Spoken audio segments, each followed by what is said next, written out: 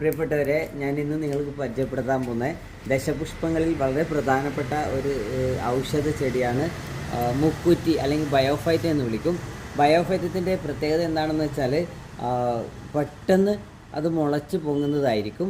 അതായത് മുൻകാലങ്ങളിൽ കാടുകളിലൊക്കെ ഇഷ്ടം പോലെ വളരുന്നതും അല്ലെങ്കിൽ നാട്ടിലൊക്കെ ഉള്ള വലിയൊരു പ്രധാനപ്പെട്ട ഒരു ഔഷധ സസ്യമാണിത്.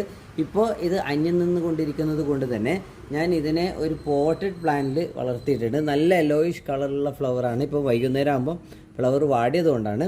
പിന്നെ ഇതിനെ ഇതിന് വലിയ കെയറൊന്നും വേണ്ടാത്തൊരു പ്ലാന്റും കൂടിയാണ്.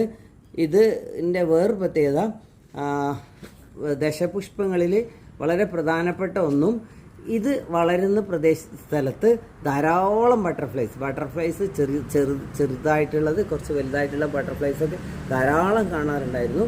അതുകൊണ്ട് എല്ലാവരും വേണമെന്നുണ്ടെങ്കിൽ ഇതൊരു ചട്ടിയിൽ വളർത്തിയതിന് നല്ല ഫ്ലവറാണ്, നല്ല യെല്ലോയിഷ് കളർ ഫ്ലവറൊക്കെ ഉള്ളതാണ്. ഇതിപ്പം വൈകുന്നേരം ആകുമ്പോൾ കുറച്ച് വാടിയതുകൊണ്ടാണ്.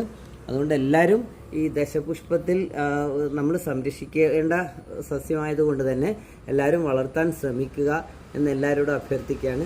Thank you.